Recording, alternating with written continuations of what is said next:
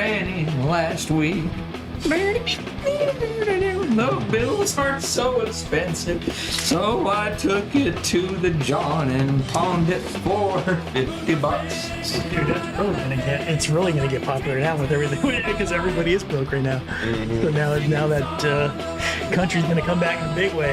We're gonna have another Bob Dylan out there. Hell yeah, folk and Bob Dylan, the blues is gonna come back hard. Fucking recession blues, man. Oh man, crazy. These tariffs got me blue. I'm so broke. How about you? Let me see. Cool. Spent $25 for a single piece of bread. It's about right. It's about $25 for a burger right now. $25 for That's without 12 fries. eggs. What is it? $25 for 12 eggs. Oh, dude, exactly. $30 for eggs. Ugh. Let me see. But I never got to eat that slice of bread 'cause a seagull come and snatched it out of my hand. Whoa. Dude, that's so sad. The seagull, dude, that's probably the worst story I've ever heard in country. Like the you could lose your dog, you could lose your you lose your money, but a seagull. No, $25 piece of bread.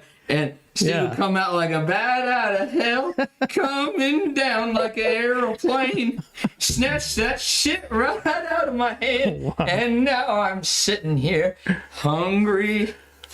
Holy moly. Ladies and gentlemen, if you haven't noticed, we are here live with the band Megladon back in the studio. Let's go. I was just putting that in the bumper there. My little blues song. Welcome in. Ladies and gentlemen, this is the Raysflavs radio show. We have another amazing show for you today. As always, a beautiful, cloudy, brisk day here in California, coming on 208 here in California. If you're just joining us, this is the Raysflavs radio show live here with Megladon, the real metal band, if I do say so myself. Yeah. They just came in to the studio this morning. We've got a lot of questions to ask. They've been working on an amazing 6-song, possibly CD, EP that's coming out. I say CD because I'm old, but actually you'll be able to digitally watch this like you guys all do. 6-song EP.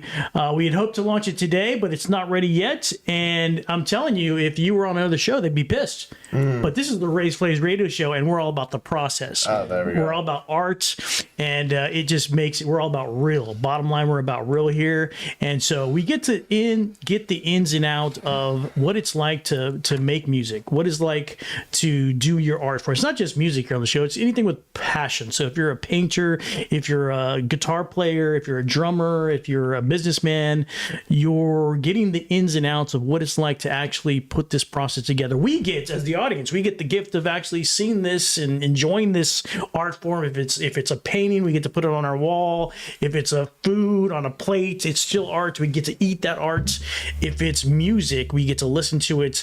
But here on the Raysflavs radio show, we get the process. So we're here with Joseph and Cam. Welcome back in, guys. Hey. Hello, thanks for having us. Absolutely. Super excited about the new album that's going to be coming on. Like I said, the game plan was put out the album today, but it's not ready yet, which is awesome. It just means that it's probably going to be amazing. And it was an ambitious process. You guys when did you put out the Band of Crows? Band of Crows was earlier this year. January. Yeah. Towards the end of January, I believe. Yeah. Yes. But, we've been working on these songs for a little while. This new batch, though, is our newest kind of foray, and so I'm the main producer, main engineer. Nice. And just if you listen to the stuff that we've been putting out, you can hear the increase in quality. Band of Crows was kind of a mixed bag of different recording sessions, Okay. especially surrounding the drums. Different recording processes, different mics used, all kinds of different things. I still am figuring stuff out. But Yeah, is this the first band that you actually sat down and recorded? Yes. Yeah. Yeah, like I've recorded with bands, but this is the first time that I took it into my own hands. Yeah, it's not really easy, got into man. I mean, it's a little bit easier today, but still to get 5 people to sound on a track in the exact right time. Especially, are you separating everybody and everything? Yeah, so you know, metronomes help a lot. Metronome, exactly. Big time. Yeah. You have to hit the metronome. Yeah, a lot of practice to that. I mean, that's for definitely number one lesson for those of you at home is you gotta really practice. You know, practice makes perfect, and a lot of that's click track practice and so on. And you can go in the studio and really save yourself a lot of time by being prepared. It's amazing. And I mean, I don't practice what I preach, of course, because I say that in the same breath. I'm a hobbyist, and I can have days where I'm just cursing and hollering, and then I have days like with Tear the Deep, for instance. I mean, that was all done in one day because by then I'd been taking real good care of myself. So, and then this guy here is just freaking amazing. We're all learning together and doing this together and just building up our little studio empire together, I suppose. That's definitely part of the process. Like, you know, we originally recorded in my garage and got varied results. Yeah, garage can be tough because you got the. Is it a rattling aluminum door? Rattling. I mean, like there's not feedback, but there's a lot of sound bouncing around. Yeah. So there's a lot of Poor acoustics, no? Yeah. I've seen you guys rehearse on Instagram, so I see the walls are really thin. There, it's like your regular garage. Yeah. So that's our guitarist garage. Oh, we okay. or back shed or whatever you're. What's better, his garage or your garage for as far as sound? Well, we didn't record in his. Yeah, neither. Honestly, like, yeah, it's funny. His garage does not hold back any of the sound when we practice. It just lets it go.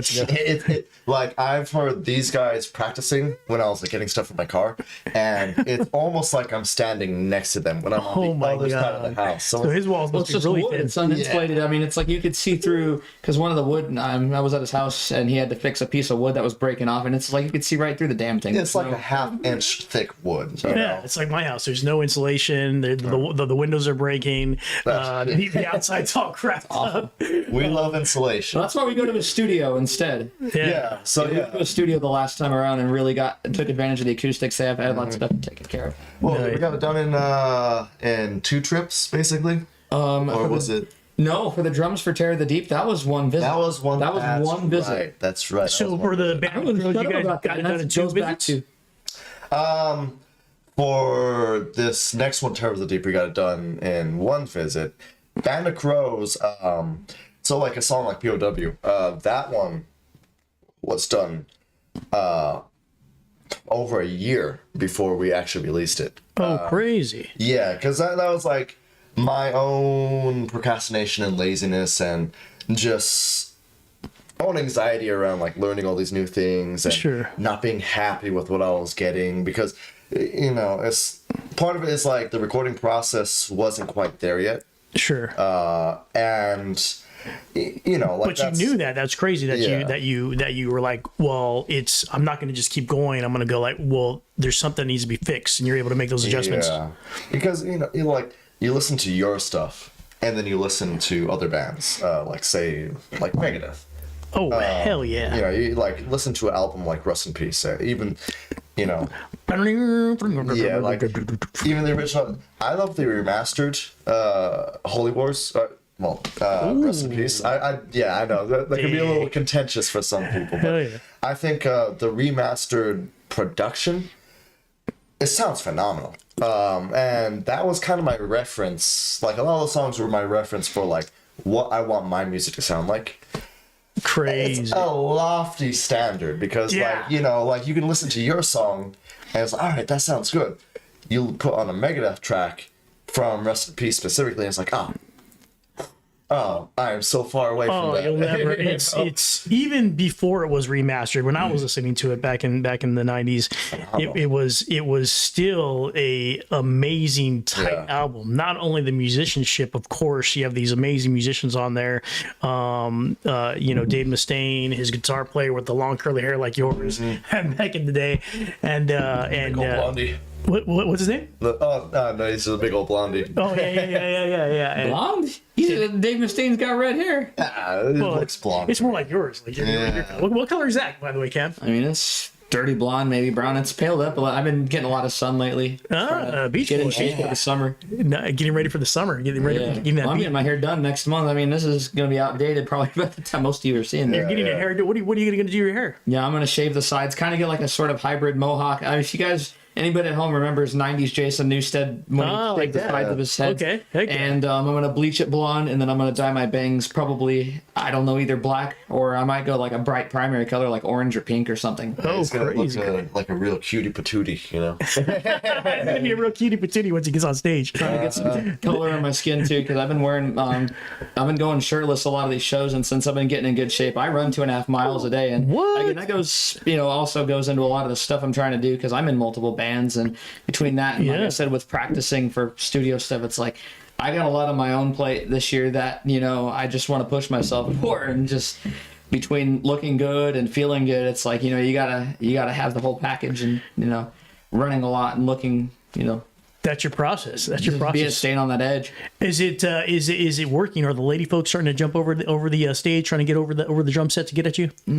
Not yet. I hope so. It sounds He's good. just being humble. He's had to beat a few of them off with the stick. Wow, Yeah. incredible, Cam! You're just being humble, my friend. Yeah. You're having to like put the cymbals in front of the ladies as they're trying to. He's using it like a shield. Yeah, like a shield. Like They're Captain trying to- America, you Yeah, know? Captain American Yeah. does those crazy groupie women that are trying to jump on the Megladon Yeah. stage to be with one of these handsome young gentlemen. If you're just joining us, Megladon here, live in studio, talking about the process of music making, their process, besides the production, besides the amazing songs. Cam is talking about his process of getting his body, his mindset, getting in that physical condition to be able to do what he does on drums. He plays, you said you play for like 5 bands, right, Cam? Yeah, hopefully 5. I'm currently working with 4, and then I ended up talking with a folk band that we ended up getting on our show at the Fusion Bar. If you guys anybody watched the last show, you'll know, because it was talked about, this band called Folkface. And Shout out to Folkface. Folkface, we love you guys. Skylar, if you're watching. Hi Oh, is from that the Ken. dude? Does he have like a violin or something like that, or is it 2 guys? A right? mandolin and Mandolin, he had that's like right. what was that steel guitar or whatever and He had stuff. a really Pretty beautiful cool. steel guitar. Yeah. Oh, like So a they're looking banjo. for- He's a banjo. Oh, they had a banjo too. Yeah, Oh, there's... yeah, they did have a fucking banjo too. yeah.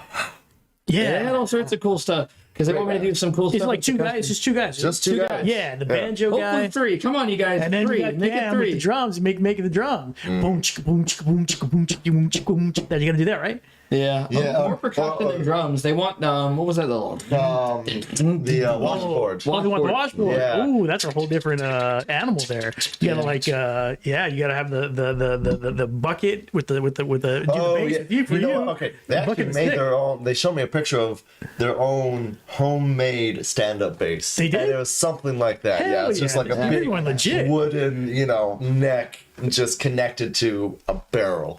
You know, awesome. that's the real funk deal. punk way. You know, That's the real deal. Folk doing it. Funk Face coming to the show. It's going to be awesome. We're talking about the process there. We're here talking about the process of the new album coming out soon. It's a sneak peek at the album. We'll actually be able, don't stop listening, because we'll actually be able to listen to Peace right here in a few minutes if you stay with us here on the Raysflavs radio show. Like I said, I thought it was an ambitious process because it's such a short time, but for you guys, it's different because some of these songs on Band of Crows have been long overdue before the release. Yeah. So when they finally got released, for us it's brand new. We're just getting freaking like blown away by it. But now you're like, I'm ready to do the new stuff. You're working on this new stuff. And it's got to be a ton of stuff because when Henry was on the show last time, he was talking about his, like, the way with other band members, he was like held back. He couldn't release some of the stuff. So you guys must have a catalog of stuff that you're just about to launch. we do. There's these 6 songs coming out, but we're working on well over 10 songs. At Wow. This point. New songs that I'm bringing to the table, new songs that Cam is bringing to the table. And of course, Henry had been sitting on a lot of these songs for a while. His last bassist, not as cool as me, but 2 inches taller. Damn. 2 inches taller. Yeah. You're 2 inches taller? He was too. The original- You're tall, yeah, bro. I know. He must have been a giant. Yeah, he was a big boy. It was like lanky, but he was like 6'3" or 6'4" or some stuff. 6'3". So he's probably playing professional basketball. Don't worry about him. Yeah. He's in the Olympics or something. He's playing for the next Olympics in LA basketball team. Holy moly. Just the bass part of it, though. Crazy. Yeah, he had a different, like.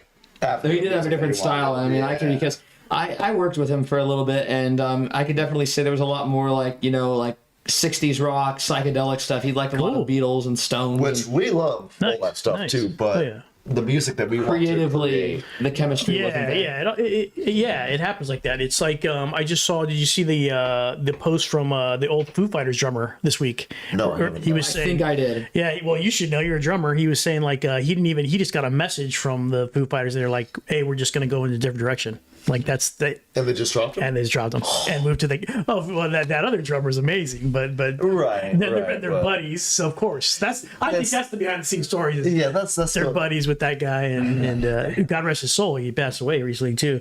But yeah, that was the Taylor, you mean? That yeah. They're talking about when they went to Taylor from the original guy, right? Yeah, exactly. I don't know too much about Foo Fighters, but yeah, I know they did have a drummer before Taylor. Obviously, God rest his soul. I didn't know that until I saw the post, and he's like, "Yeah, dude, I got the message." But but they're still friends, of course, just like you guys are with the old guys.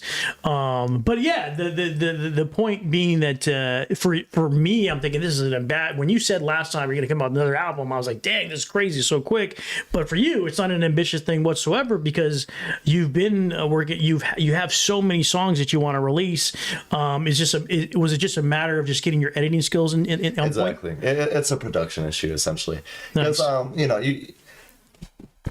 you want your songs to sound good, of course, and like I know that the way that I'm producing right now, it won't exactly completely measure up to the songs that I want them to sound like, but I'm in the process of getting it as close to that as I possibly can. What do you? I mean, you obviously don't have this giant studio somewhere. Or what kind of equipment are you having to use? Yeah, it's my bedroom. So you gotta record in the bedroom. Yeah, essentially. I mean, we recorded his drums. Yeah, so his drums were recorded. We just rented out one of those practice studios. It has good sound. What was it? It's a good room. It's got the sound foam. It's acoustically. It doesn't leak. It's acoustically treated. Yeah. It's a very matte sounding room. Yeah. Yeah, very matte sounding, so you can just get a pure drum sound. Nice. All that you want. So we did that for Cam, and it was very much worth. It didn't cost that much, but like for the amount of hours that we did, I think we spent over like $100 just renting out the room. It was like 5 tracks in 6 hours, if I recall. Because we had 5 tracks to do. We had one from a previous guy that we recorded for a couple of years back, and then we added the extra 5 to make the 6 songs on the EP. Mm-hmm. And in the studio for the drums, and then in his bedroom with his own equipment for the remaining stuff. Yeah, for guitar, for bass, for vocals, Nice. It makes it like if you're in that smaller bedroom, it makes the sound like more, like feels like tighter, like in that room, right? Which is what we needed for, especially the guitar. We want the guitar to really shine out and have that really bright high end, so you can really vibe with it. And then you got the bass is a little different. I'm still kind of like, I'm a bassist and I'm still figuring out exactly what I want out of it. You want Cliff Burton, my friend. Oh, yeah. I have. That's what I want. I have. Cliff Burton was great, but like some of the recordings are like a little I don't know, like there's some Metallica recordings that leave something to be desired. Well, that was like Garage Days. Is like and the only album they had was Kill 'Em All. Yeah. With Cliff Burton, right? Pretty much Kill 'Em All. There was Kill 'Em All, and then Ride the Lightning Master. Yeah. Ride the Lightning was Ride the Lightning and Master were both Cliff. Fantastic production. I do Cliff really understood he didn't really care about shining. Even though like live, he's just a monster on stage. Yeah. Like you see him live, he's a whole different animal than how he is on the albums. Oh, okay. I mean, I really admire his contributions to those. Cause Kill 'Em All was like Cliff added his bass to it, but he didn't write most of those songs. You can really hear his addition to the writing and to the whole process of of Metallica and their albums in Ride the Lightning. Nice. You can see like he's credited for half the songs on that one. Oh, dang, crazy. And, yeah, his main contribution was the how they put the songs together. Like the I just had the word in my head, but it's left. That's interesting, though. It's crazy to hear this, because you don't get that unless somebody's a bass player. Yeah. Like ain't nobody gonna be like, oh, the bass player did this, the bass player did that. Like he like a band like Metallica, to think about, I love Cliff Burn because He's crazy. You wanted to play that freaking. We all wanted to try to play that lick. The anesthesia stuff. Yeah. We all wanted to try. Well, dude, he's playing it down here. He's playing the bass usually like right here. We played it down here. Yeah. And we tried to do that little solo for Anesthesia back in the day, and so we love that. But it's cool. We can get three different type of sounds in the spectrum of music that Metallica has put out. We can look at Cliff Burton, we can look at Jason Newsted, his era, and we can also look at Trujillo. Talk about Jason Newsted era, and then we'll get into the I want to get a little bassy today. Okay, so the Jason Newsted era is like, it is okay, so you go from Master of Puppets to And Justice for All, and I have a major gripe with Metallica about this. You hear the kind Come on, of Lars. Yeah, fucking Lars. Yeah, you hear about But I that do like whole the mix, thing. man. Oh man, I will never change the mix from what I originally did, man. You hear about the stories from that time, like the engineer. So there's one, I don't know his name, but there's a recording engineer that was the first guy who started working on And Justice for All before he was like, I can't do this.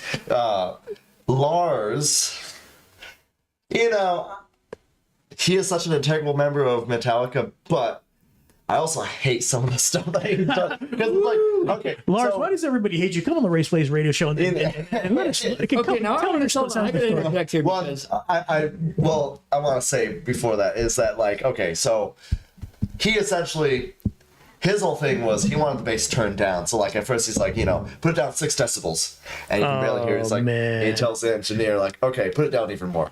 Oh, of course. So what do you think about that, Cam? Jump in here. Because here's my thing with Lars. Is he's been redeemed in my opinion because I've seen them live, and yeah, he's done some bullcrap in the past, but at the same time it's like, to be fair, he's definitely, especially with this last M72 tour, I got to see them at Power Trip, and nice. The energy is just amazing. You could feel it coming off of those guys. I was in the Snake Pit. I was very fortunate to be in the Snake Pit at that show.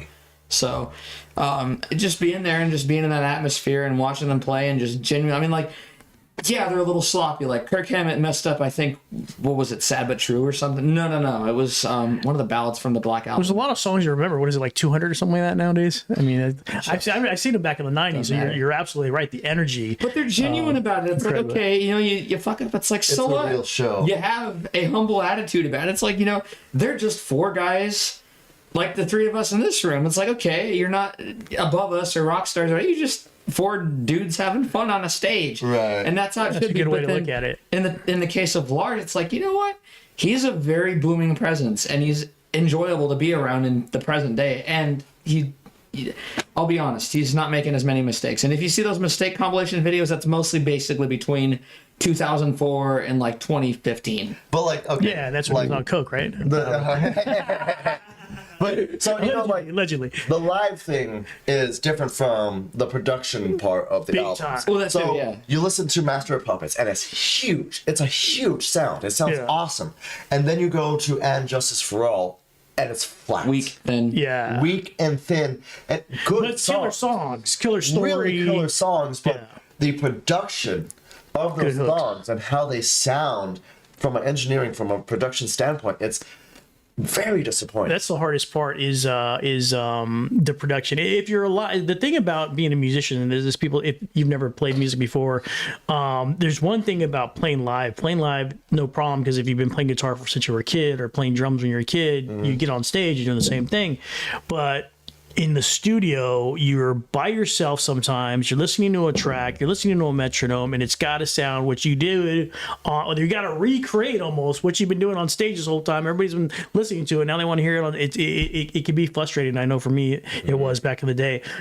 So yeah, there's bands that are great live, and then there's bands that are great in studio and not good live, and then there's bands that can do both, and those ones they reach the higher echelons, which Metallica does. What do you think about when freaking the Black Album came? You guys were too young, but when I was there when it came out. But what do you think about that album? Listening to that production. Now they kind of got their feet back under them, because the whole story of Jason coming in, and they're like the story of And Justice for All is that they were kind of just ragging on Jason. And they're like, you know what, your bass isn't even in this album, basically. But you hear the Black Album, and like the production value comes back. Yeah. And What's his name? The Bob? sound. What's his face or whatever? Bob Rock. Is it Bob Rock? I think so. The later I think you're right. albums, or? The Black Album, where it was just That was like Bob Rock? we were waiting for it to come out. And then dude, we were waiting for it was like it wasn't even on. I think it was a CD back then. It was a CD, and then we're like waiting for it to come out. So we go to Levels Records, Uptown Whittier, and we're like waiting for the first ones to get it, and you get it, and there's like this snake, but you can't see it, and we're just so pissed off about the cover. Yeah, because I heard about that. Yeah. We were so pissed about the cover, dude. The cover was the biggest letdown, and then also it was the first soft album. Like if you guys don't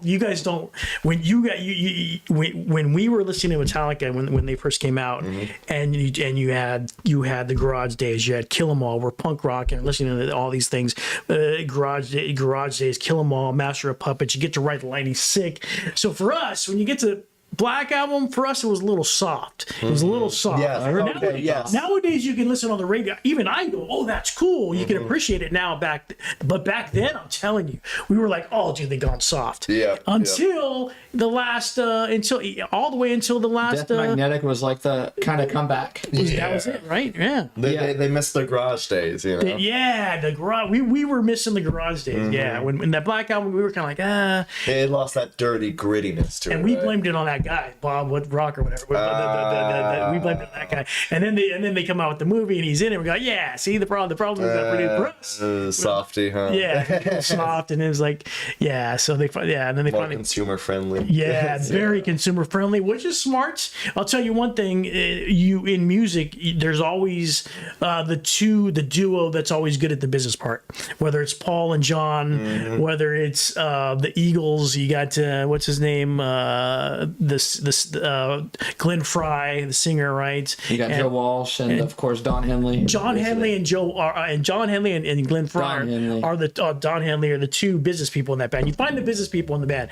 And another drummer singer, by the way. What's that? Another drummer singer, by the way. Another drummer singer, exactly. And in Metallica is the same thing. You got Lars and James running the business, and it eventually at some point it has to get to that point because you got to make, if you want to get to the money part of the thing. Right now, thankfully you guys are in the artist part. You guys can be as expressive as you want to on the guitars. We're talking about production today. If you're just joining us, Megladon is working on their 6-song EP. Which is awesome. We got Joseph here. Joseph does most of the production. Cam is on. Let's give them a little taste of the new one, shall we? Let's do it. Yeah. Let's give them a little taste. Here we got Broken Man on cue here. Yep, Broken Man on cue. Let's listen in. You want to grab your headphones, or you're good, Cam? You heard it already. I'll just listen through his headphones. Nice. Just get a little sip of the little. Get some. And this is you on vocal, right? This is me. This is the other. So I'm on 2 tracks here on this record. So far, and this is one of them. Broken Man, everybody. This is an early mix Broken Man from Megladon on the Raysflavs radio show.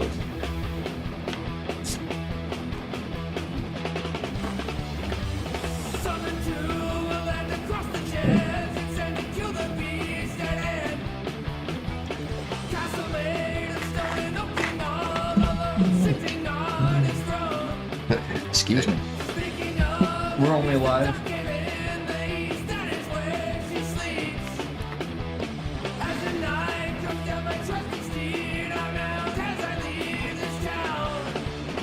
I will totally fart on this interview. Will not hesitate. Mind you, everybody listen out there. The bass line is still a work in progress. Yeah, this is an early mix. By the way, guys, thanks for sending me this. This is a Raysflavs exclusive. If you're just joining us, we're listening to a.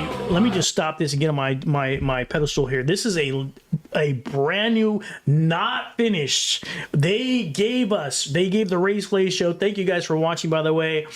Thank you guys for following. This is why you need to follow the Raysflavs Radio Show. We're talking about a pre-release, a rough mix. We're just drafting music here. The same way a author drafts a first draft of his world-renowned book. This is the first draft of a world-renowned album that's about to come out, and they did us the honors of playing this. So I really appreciate you guys doing that. You really know how to make a guy feel special. Right? Absolutely. We love you, Bubba. Not fucking seriously. That's my job. That's my job. But let's listen to a little bit more because this is sick. The guitars, his vocals, like freaking. Different approach from Vampire. If you guys were here for the last one, Vampire Creature, the single, different vocal, way different vocals. Amazing. Same guy. Same guy. You know what I always liked? I think I started to understand what I really liked about metal bands when I was a kid. They seem so grown up when they sing. Like this guy sounds like he's like 45 years old, a metalhead that's been doing it for like 60 years, whatever. Like it's amazing the maturity of voice for such a young cat. And then talk about Joseph. Talk about the guitars. We mentioned it a little bit on the last show, but how do you get that old school 70s distortion sound? So, Henry is using a Marshall amp. I forget exactly what kind of Marshall it is. Tube amp of some sort. Yeah, a nice tube amp. That's a great start. Gets Start a great there sound. first. Yeah. And for this song, most of the songs I used 3 mics. Partly because I'm still kind of figuring it out. And 3 mics on just the guitar? On just the amp itself. Yeah. On the amp, wow. So, I'm using a 57, I'm using an AKG 214, and a Sennheiser 219. That kind of straight one that's like just like straightened out round at the end, Yeah. directional. And, part of it is like figuring out, because you get different sounds, different harshness or different softness from where you have the mic placed in relation to the actual cone, the actual speaker itself. Oh, crazy. Yeah, so, you can kind of choose which mic you want to get the harsher sound, which mic you want to get the kind of softer sound. So with the 57, I'll point it kind of off to the side. And for the Sennheiser, I'll have it pointing directly in the middle of the speaker to get all of it. The Sennheiser that I'm using is specifically made for different amps, for really just any kind of amp. For being in front of a loud amp and taking that stress. That major stress. I mean, the 57 can deal with that too, but it does already have, like, from what I understand, I may be wrong on this, and someone could probably prove me wrong, but Put it in the chat if he's wrong. yeah, put it in the chat. Yeah, will make me a fool or whatever. But I got a 57. It does have a proclivity, from what I've noticed, for the higher range. So like it can almost sound harsher sometimes. Oh, crazy. So that's why I have it more towards the side, to try and get more of a kind of softer sound, but still get, Anyways, yeah, so 3 mics. I got that hooked up to the amp, and I also have a direct signal from the guitar itself. And I use a amp sim for that. Great. Just get a little bit more fidelity to it. There's some really good amp sims out there.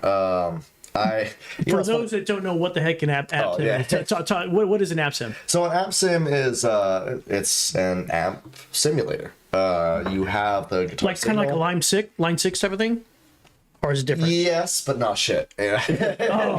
Even better. I in. So it's a amp simulator. Essentially, it simulates different amps. And this is on the computer itself. It's on the computer itself. You don't need to have a separate machine. It's in the computer itself. Yeah, so you just plug it into the computer. You have your amp simulator. The one that I used for a while was a free plugin. It was supposed to be simulating, I think, a EVH head. Oh, crazy. Yeah, Cool. you know, very big in metal. A lot of people love to use it. I've started using another amp simulator called Bias 2. It has a whole bunch of different settings and stuff. Different kind of. It's honestly amazing what you can get with amp sims. People used to talk smack about amp sims all the time, but it's really gotten to a high level now where you can get a very high fidelity in terms of the actual sound, and for high gain metal guitars, you can get great sound of it. So, you know, you got the amp sim and then you got the 3 mics, and it just gives it a very big full sound. And you're layering and leaving everything. How does it look behind the board? Is everything just on straight? Or are you stopping things at certain points? Or Yeah, so I mean, it depends on the song. So for the guitar, we actually recorded 2 tracks to give it that even extra big oomph. Oh, crazy. So, you know, when you record 2 guitars, you know, it's literally just the same thing, but there's those little, you know, differences in how he plays each time. Because he's playing the same song. He's playing the same song. He's playing the same song.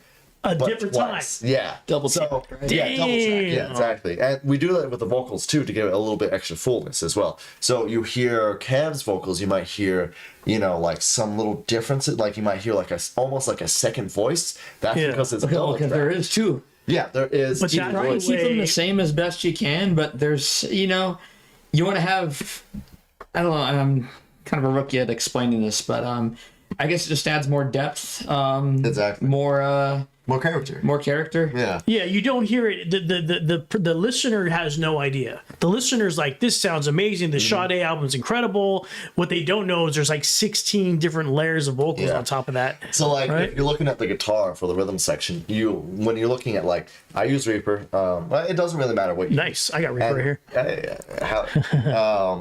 We love our cheap, very good stuff. Hell yeah. So, you know, if you look at the tracks, you'll see 8 different guitar tracks for just the rhythm alone. Oh, dang. Yeah. So yeah. you're doing not only the same, but you're also doing other things like extras. Yeah, you know, like you know, you have it panned to each side so that like it has an extra fullness without being like over encumbering in terms of like the gain and the sound. You know, it's not just the guitar straight at you; it's coming from the side, so it feels like a more full sound. Oh, crazy! How'd you learn all this stuff? YouTube? YouTube, talking with people in the industry, in the know. You know, I gotta say, my friend Zeus from Kill for Kicks. Zeus, come on the show. Zeus, what's up? Only one more member until we have all of Kill for Kicks here, because we're actually both in another band too. Yeah, Kill for Kicks is our sister band. Oh, crazy.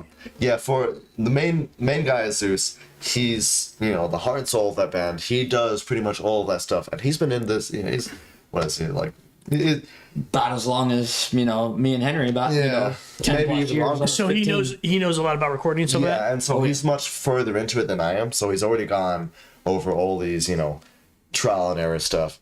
He's still going through it, but he's given me a lot of insight into how to make something sound really big and really full. He was the guy who recommended that I do double tracking.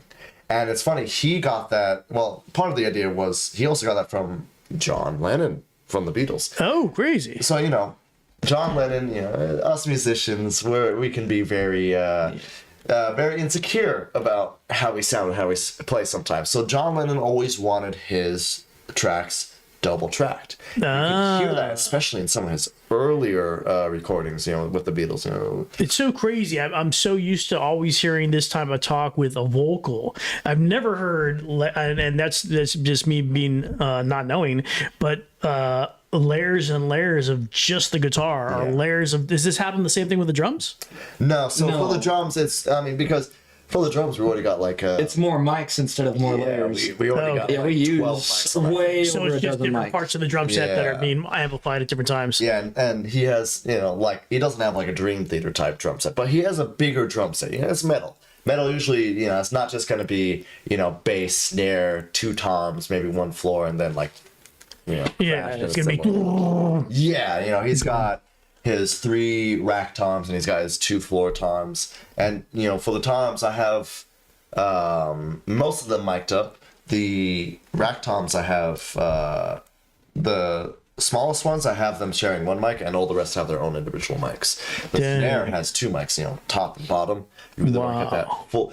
'Cause this guy hits like a truck on that snare. Oh man, so you got to turn it negative. It's yes, Negative. But you still want that full sound, and like his snare, the way that I get it to really get that smack is a combination of, there's the plugins of compression and EQ and a little bit of reverb in there to get that extra wide sound. That John Bonham sound. Yeah. That freaking snare wheel. But it ultimately comes down to the player. Well, the thing is with the snare too is, you get good tone by knowing how to actually, work on your instrument and, put a head on and tune it, all that good stuff. I crank my heads down, and of course the rim shot is key. You whack the heck out of the snare drum with the rim shot. I'll see you guys. It's funny because I say this to drummers a lot, and they're like, how do you get that sound? How do you get that, projection? And really, quite honestly, it doesn't take much but the rim shot. I get guys that are hit twice as hard as me, but don't have the projection because they're not executing the rim shot. Yeah. And That's from the thing. And the production standpoint, there's essentially 5 different mics helping to get that texture, that character, that sound for the snare. Yeah. And you got the top and bottom snare mic, and then you got the 2 overheads, which give that extra snappy high end, that really cuts through. And I also got a room mic to get like a very full sound. But all those 5 mics, of course, like the overheads are for everything, but the combination of those 5 mics just really fill everything out and just really get that crash, that smack from how he plays that snare. Yeah, that's the biggest challenge when you're in the studio is especially with percussion, is with like the snares have that shh or like with when I was trying to record congas in the studio, you to get that sound of a skin, like the drummers, we call it a sound of a skin, like the way the characteristic of, you said it, the characteristic of the skin. I always wondered like how they do that, because I would just be playing, they would do stuff in the studio, but multiple mics is one of the things to get the whole characteristic of, especially with the conga. It's not just skin; it sounds like wood. You get the wood sound from it. It sounds like a wood. So to get those characteristics, you need multiple mics. You might have to again adjusting the drum itself, how tight or loose your snares are, how loose or tight your head is, and ultimately, of course, the player's side of things, how you actually attack your instrument, if you play with rim shots or not. Because, there's guys out there that don't play rim shots, and ultimately it may not be appropriate for certain genres of sorts. Like, I'm going to be playing an acoustic show here coming up with his sister, as a matter of fact, and that one's going to be very much around just, ambient kind of just, timekeeping kind of thing. Shout out to Coarse Gold. Yeah. Your sister? Yep, my sister. Corey Skull? Coarse Gold. Coarse Gold. Yeah, Coarse Gold. You can find them on Spotify. Coarse Gold come on the show. All kinds of stuff. Coarse Gold come on the show. My sister. You can make sure she comes in. Yeah. I'll let her know. Look it up. But it really helps to have a phenomenal drummer. Yeah, the one thing Cam keeps reminding us, if you can do all the production stuff, you can have a amp simulator. What he's talking about is instead of buying 12 amps, which we used to do back in the day, we'd have amp, bring it in, roll in another amp for another song. You can have these amps digitally on your computer and plug them in, literally plug them into your sound. But Cam is reminding us you can have all these fancy stuff. You actually have to not suck. Right? Yeah. Because anything that you as a player, musician, when you're going into a studio and recording, can get that out of the way so the engineer doesn't have to fix it all in post. Being able to execute a track, you see these guys, back in the 70s, they had their own specific studio drummers. I think I talked about it a little bit briefly on the last show, and they'd have, your studio drummers and you have your live drummers.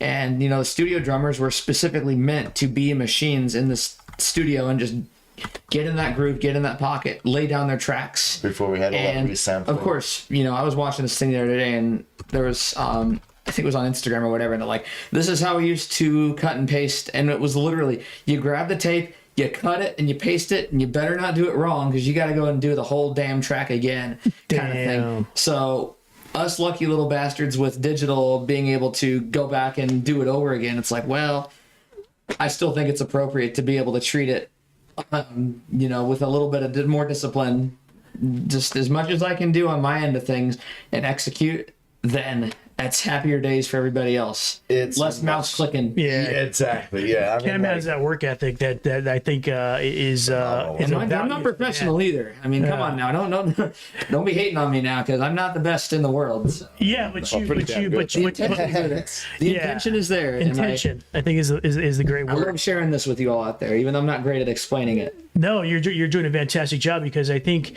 one of the things that you have that is an advantage to other drummers is your work ethic. And one of the things you have to do, whether you're a painter, a cook, a business person, a musician, you got to do the work. I remember sitting there for 2 hours trying to understand gongo rhythms, Cuban rhythms, and stuff like that, which takes forever. So like, for instance, my daughter, she's recently talking about possibly playing saxophone. She was like, how long do you have to do this to be good, to practice? Like, how long do you? I was like, at least 2 hours a day. I was doing it 5 days a week, 2 hours a day when I was practicing back in the day. That's what it takes, right? Mm-hmm. So it's a credit to Cam and what he brings to the band. What were you going to say, Joseph, before I interrupted you? What were you going to say? I lost it. I ruined it. Crazy, dude. How many songs before this thing is done? How many? So, this Broken Man, that one's almost done. I'm still doing the final touches on it. A few little adjustments to the bass line. And so the two other songs that I'm still finishing up are, they're called Business and OBE, Out of Body It's Experience. just a business and OBE. It's just a business. And we always call it business. Because when we go and do stuff for set lists, we'll always abbreviate the names of songs and stuff like that. Of course, is just Addict. Or The Turtle is just Turtle. Nice. And so yeah, it's just a business and Out of Body Experience. POW. What's EOW? POW, Prisoner of War. Oh, POW. We played it in the last show. Nice. Yeah, there was a promo video I did for POW. We did a content day with our buddies Kill for Kicks. They have this cool mic set up, and a good friend of ours, Sandwich, or Benny. We call him Sandwich, but his name is Benny. Besides the point, we go down to this train track thing, and I do this Beavis and Butthead skit because I do these voice impressions and stuff. So I'm like, "Hey, how's it going?" and reacting like to when they're sitting on their couches and reacting to like music videos, and they're like, "Whoa, what's this?" MTV Cool. Come on, Butthead, come and see this. And then I just randomly mutter POW, and that was like the freaking me. And then these guys trying to record me, and then they couldn't help but bust into laughter. So that was a shot. That was a commercial for the POW song. Basically, put it on our Instagram, got a couple of thousand views, and call it a day, and just trying to get it out there and get people to listen to our crap. Hell yeah, that's amazing. Yeah, crap. What is it? Oh crap! Yeah, people listen to our crap. Oh yeah, absolutely. They listen do. to our crap, damn it. Yeah, you should. If you're not listening already, like I said, this is real metal. This is what we would call back in the day real metal. When there was a lot of hair bands out in those days, there was hair bands like there was Milk out in the days, and so we really were picky. Like it was like Metallica only. It was like Megadeth only. Maybe we were narrow minded, but I'm coming out of, or going back and forth into punk rock and metal and punk rock and playing. I was a singer for punk rock, so my heart is always back into punk rock. But that's where Metallica comes out of. James is from La Mirada, by the way. He used to live down the street, so I know guys that knew him when he went back. So we partied with some people that in the because I partied a lot in La Mirada. So these are Orange County guys, and not Lars, of course. He's from the 51st state. He's from Denmark, right? Smelly Danish he's from kid. Canada. He's Canadian. No, he's freaking Danish. I remember. But I remember James He's describing Danish. him. He's freaking I thought he was Canadian or something the whole time. No. There's like one interview where James is like, oh yeah, one time like He was I even saw this guy speaking on the Danish. paper. He's like, met up with this smelly Danish kid. Smelly Danish kid. And Dave Mustaine while they were drunk. And don't freaking sleep on his tennis skills either. With tennis? What? Oh, he Yeah, plays his tennis? freaking family is like professional tennis players or whatever. No Lars? way. Little 5'4" monster on the tennis court. I bet he and he's like an art collector, so I can understand. Those guys are so wealthy, it's out of control.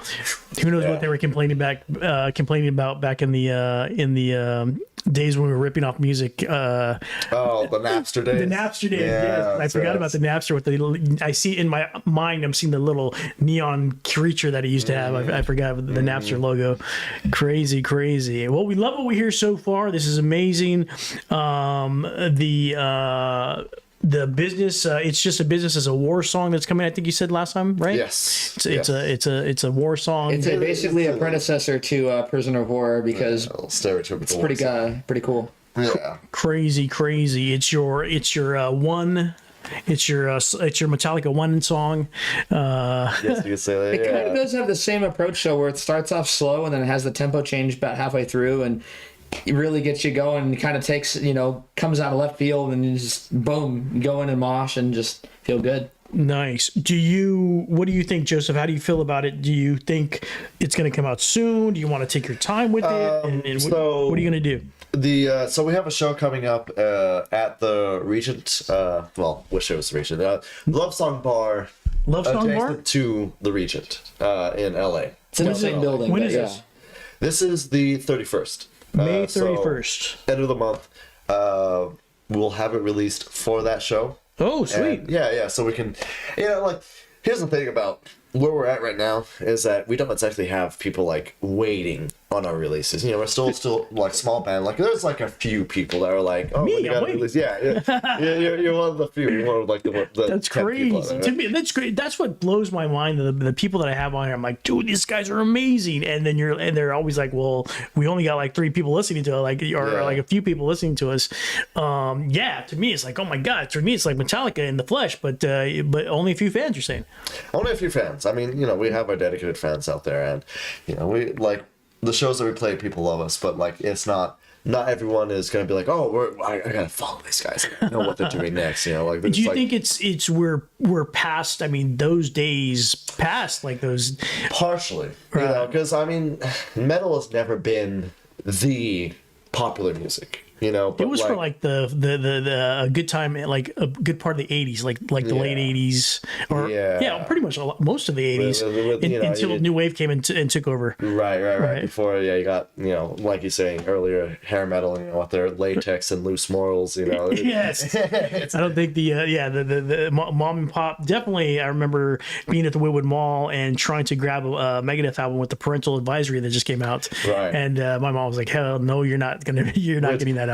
It's funny about that parental advisory thing is that like now a lot of albums like kind of wear it as like a badge of honor. It just makes you want to go get them more. Right. Yeah, it's great. Back when that first the freaking PMRC was like, oh yeah, well fuck you PMRC, we're gonna get it, and then their sales go up.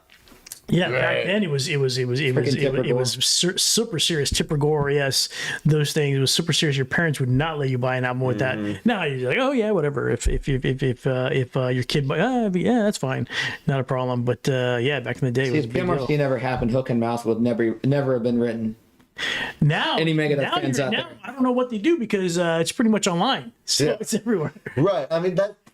Music happened and then they just forgot about it. Yeah. I like the double standard there. It's like, okay, you guys give a crap when it's metalheads and all these freaking Satanists, devil worshippers. All these guys going out there and supposedly committing all these heinous crimes, and then rap music happens and guns and gangsters and bitches and stuff. Like, you can shoot anybody where you want are you guys? as long as you're hip hop. Where the hell are you guys? That's funny. Yeah, back in those days, I think they were worried that AC/DC was Satanist and all those backwards subliminal messages. Right. No, because they play the radio like it was like anybody on the internet watches Stevie T out there. You'll know what I mean. Like he's always debunking that stuff, like doing the text-to-speech test and reversing the songs and like just debunking the crap out of all these supposed satanic mess. And you hear him, it's like, where do they get these? How does it even sound? It just sounds like some kid like playing the music backwards and off some people or something like that. Yeah, but that's like someone who does that is already like he's already messed up on the brain. And it was only one person. You're forcing it. And you're just looking for it just as a PR stunt. Just right. That's the thing. You can hear whatever you want to hear, especially when like you have it backward recording. It's like you can kind of use your imagination. It's like looking at the clouds and make it the shape you want, right? Trying to make a quick buck. or to reinforce whatever ideal you want to push out there, Right. That makes sense. Draw the narrative. Make it stick. Yeah, it's gonna happen no matter what they're listening. If they're crazy, they're gonna continue to be crazy, whether they're listening to Metallica or some folk music. They're gonna crazy's crazy, right? Yeah. At the end of the day, crazy. You guys have been busy playing shows. You played a show last night. Yes, we did. Crazy. Out in downtown Pomona, DBA bar. Love that place.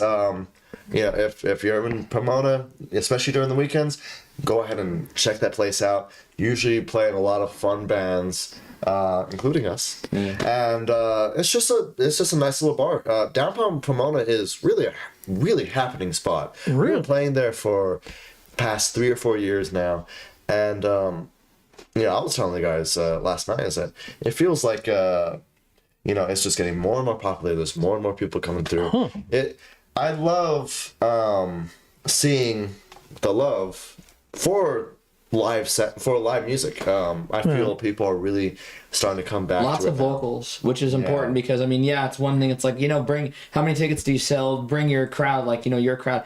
Well, the thing is, it's like you want to have new faces too, and you want to have that just general population that you can feed off of and expand your portfolio with other people. Yeah, and trying to build a new audience. Yeah, DBA, we love that place. When are you guys going to go back there? More shows. We already had one booked with that. Well, I mean, no, we already played it. Okay, yeah. I mean, we also Chris Avila hit us up. Yeah, Chris Avila. We like the DBA too. We're gonna throw our own show there at some point there too, because they do make it somewhat easy on artists to like be able to pick a night and be like, all right, we want to bring in some bands and have some stuff going. Sweet. I got to record that live, do some live action there in Pomona at the DBA bar there. Yeah. Incredible. I don't know how you guys find time to do what you guys do. You guys play in multiple bands. You have day jobs too, right? Yes. And then you record this album that's coming out. It's crazy. You guys are busy. It's tiring sometimes. Tell me about it. Well, I played 2 sets last night, actually. I just played with 2 bands last night. So I just debuted for my new band, Wild Charge. They've been around for a while. Wild Charge? Wild Charge, yes. Wow. Shout out to Chris and the 2 Eddies, Bautista, Melrose. Hello from Whittier, California. What kind of music is it? I would say kind of like generic / power metal, but it's pretty vibing. I mean, we're good. We love it. Crazy, amazing double bands. They've got a 6 EP coming out soon. It'll probably launch May 31st at the Love Song Bar right next to the Regent there. You guys know the Regent, the big place. They're right next door making it happen. We're talking about Megladon, ladies and gentlemen. Real metal. If you haven't caught on, go on Spotify, find Megladon, listen to it in your car, listen to it in your freaking motorcycle with your headphones on, whatever you got to do, get this band in your ears because it's amazing stuff. Guys, I want to thank you guys for coming on the show. Howard Stern has the Ramones and I have Megladon. Hey, that sounds about right. Let's go. They have an awesome show coming up May 31st, the Love Song Bar in pretty much LA, Hollywood-ish, if you want to call it. It will be in Apple Valley next weekend too. That's our upcoming show, I believe. Apple Valley.